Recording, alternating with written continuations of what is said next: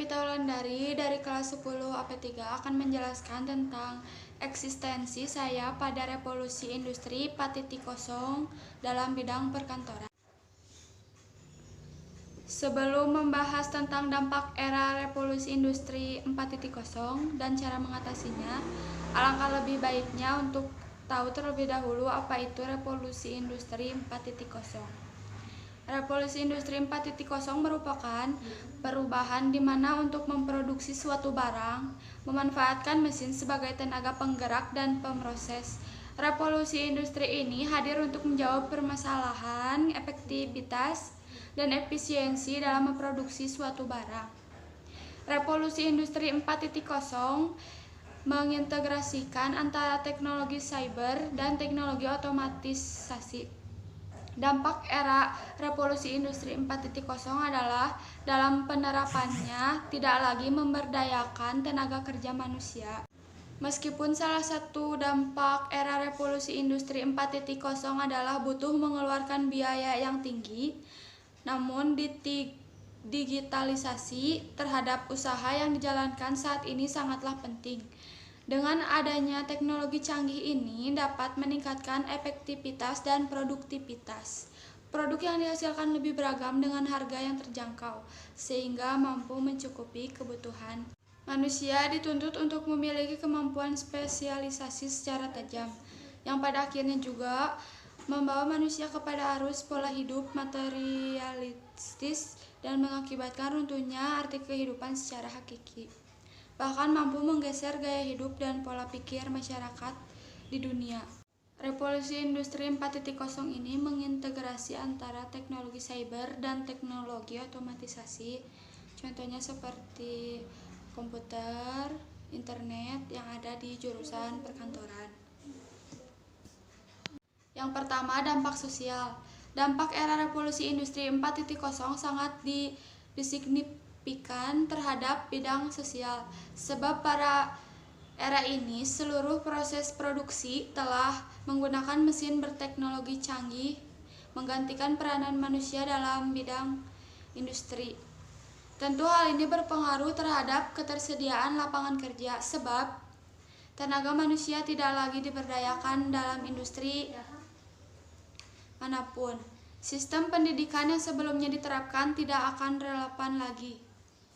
Yang kedua, dampak di bidang politik. Adanya digitalisasi memang dibutuhkan sebagai sarana pemenuhan terhadap permintaan barang dalam jumlah besar dengan harga yang murah dijangkau masyarakat.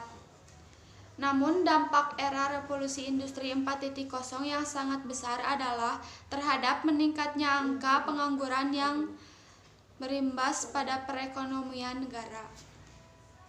Yang ketiga, dampak pada bidang ekonomi. Dampak era revolusi industri 4.0 yang terakhir adalah di bidang ekonomi. Terhadap banyak dampak dari revolusi industri ini di bidang ekonomi, seperti harus mengeluarkan biaya yang cukup tinggi untuk mengimplementasikan industri 4.0 di perusahaan dan merubah model bisnis yang telah diterapkan. Selain itu, penggunaan teknologi baru akan menyebabkan kerugian pada investasi teknologi yang telah digunakan sebelumnya. Namun dengan menggunakan hal tersebut dapat meningkatkan efisiensi dan produktivitas.